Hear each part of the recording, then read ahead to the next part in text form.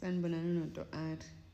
Ngiyaye ngithi uma ngiqhathanisa iBhayibheli ngiqhathanisa nempilo esiphilayo, kube khona engufundayo. Uyabona nje esitorini saSawuli, ngifunda ukuthi kubalekile ukuthi ube umuntu onentshisekelo ngento ethize. Doesn't matter what it is. It doesn't matter whether you are right kuleyo nto noma wrong.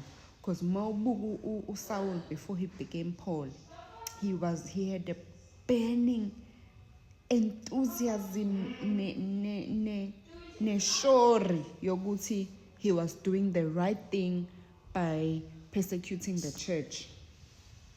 Thola support from amakhosi nababusi bangaleso sikhathi, kwasayinwa incwadi ezimgunyaza ukuthi akahambe mayeke wahlangana nekholo uyalibulala. Kanti akabuzange elangeni, uzothi esasendleleni uNkulunkulu avela amlande fresh, amshaye ngonyaza, amvala amehlo, athi ungizingelelana. But look ukuthi yabo ukuthi kusho ukuthi kubalekile ukuthi ube nentshisekelo empilweni, because I even looked at the word enthusiasm. Igama elithi enthusiasm is taken from the Greek word elithi enthos, and enthos uthi into enonkulunkulu phakathi. So mangabe unentshisekelo, it's the energy that God can use within you ukuthi enze umsebenzi wakhe. Makuwukuthi ushisekela ngento ebhedayo, uNkulunkulu uzokususa kuleyo nto ebhedayo, akushaye ngonyazi, akubuyise ushisekele la endaweni afuna yena ukuthi ushisekele kuyona. So mangabe uNkulunkulu ukuphila kwethu ikona okumnikeza i-opportunity yokuthi enze umsebenzi wakhe enyameni. So we are God manifested in the flesh, and so when we allow uNkulunkulu ukuthi asisebenzise by keeping ourselves pure, uNkulunkulu uyakwazi ukuthi asisebenzise.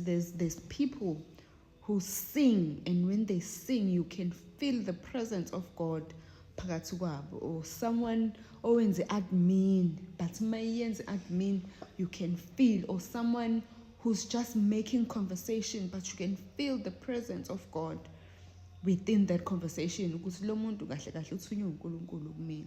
So when we have that enthusiasm to do the right thing, or intshisekelo nje yento noma ngabe kuthiwe ebhedayo okholela kuyona, uNkulunkulu is then able to direct you, akubeke on the right path, just like he did kuSaul.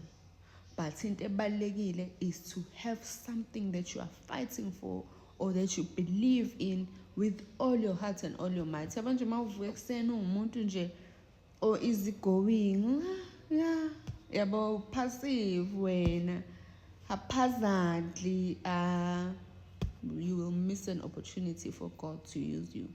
But mangabe ukhuluma esikuzwe, inkulumo yakho ngizwe la kuyisolar plexus yami, then I know ukuthi lo muntu lo uthunyiwe, lo muntu ubizelwe kule nkulumo ayikhulumayo. So make sure ukuthi you are passionate about something, then uNkulunkulu uzokusebenzisa ke ngendlela yakhe. Thank you.